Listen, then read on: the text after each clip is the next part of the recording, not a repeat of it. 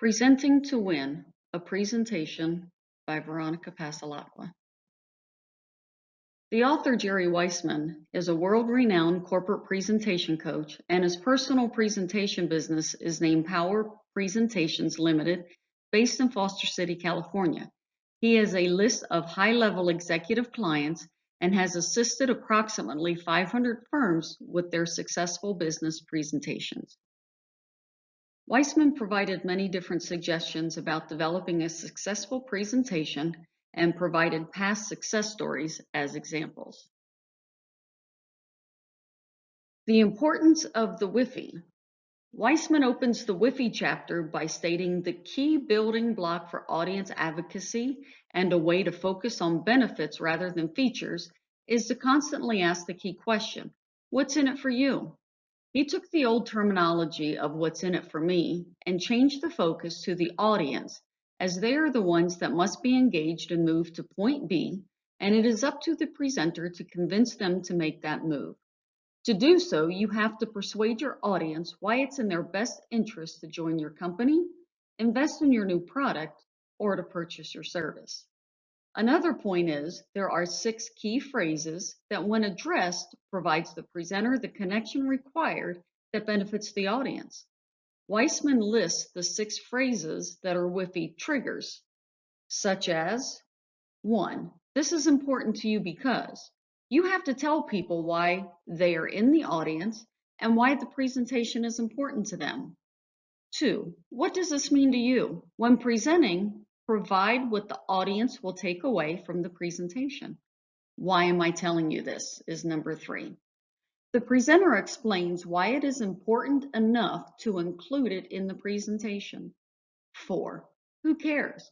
You care enough to pitch the presentation, so let the audience know why you care. 5. So what?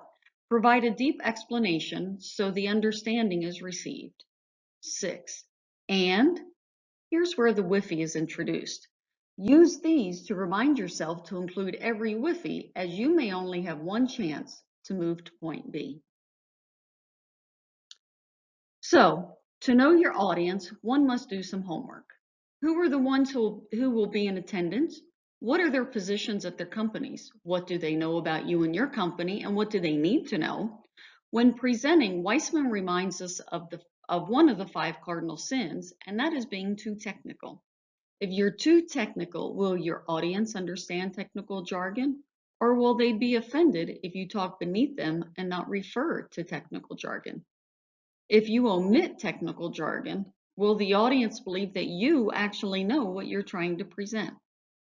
Weissman also developed a chart called the comprehension graph, and that is a tool for assessing your audience's knowledge level.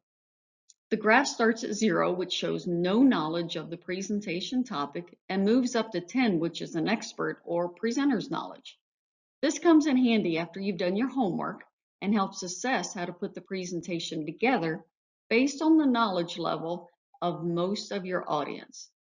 If there are audience members who have a vast knowledge regarding the subject, you can briefly talk in their terms, but be sure to bring it back down to the audience level and explain.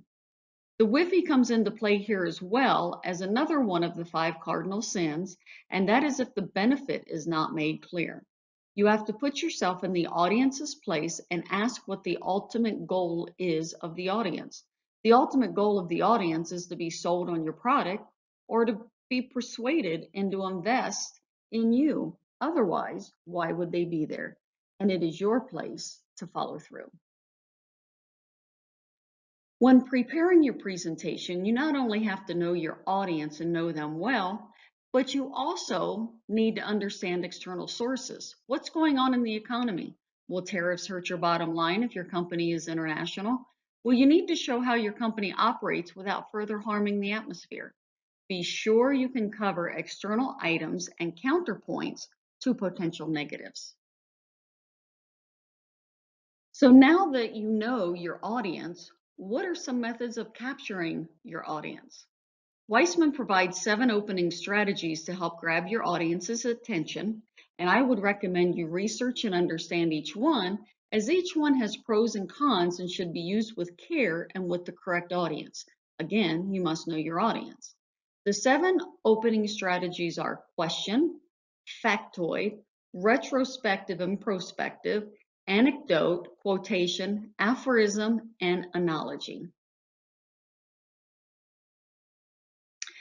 So learning and having this information will help with preparing future presentations, and with preparation, it will provide overall confidence. Knowing the WIFI, knowing the audience, having a proper opener, and vocalization practice is essential, as well as knowing what to include in a presentation and how to avoid a data dump. The 3 scripture references that reflect my personal values. The first one is Deuteronomy 24:14 through 15, and it says, New King James Version, "You shall not oppress a hired servant who is poor and needy, whether one of your brethren or one of the aliens who is in your land within your gates. Each day you shall give him his wages, and not let the sun go down on it, for he is poor and has set his heart on it, lest he cry out against you to the Lord, and it be sin to you." So we must obey God's commandments, and Deuteronomy 24:14 and 15 commands to pay your workers. God commands employers to treat their employees fairly, so if you are successful and have employees, treat them well and do not hold back what is theirs. The second scripture reference is 2 Timothy 3:14. And New King James Version says, "But you must continue in the things which you have learned and been assured of, knowing from whom you have learned them." This command is directed toward Timothy, and the message is simple: to abide. What we have learned and are sure of, we cannot forget. It is the salvation received from Jesus Christ. The third scripture is from Titus 3:1. "Remind them to be subject to rulers and authorities, to obey, to be ready for every good work." The Bible teaches us to be obedient to those in authority over us, so that means any of our supervisors. I would like to thank you for your time.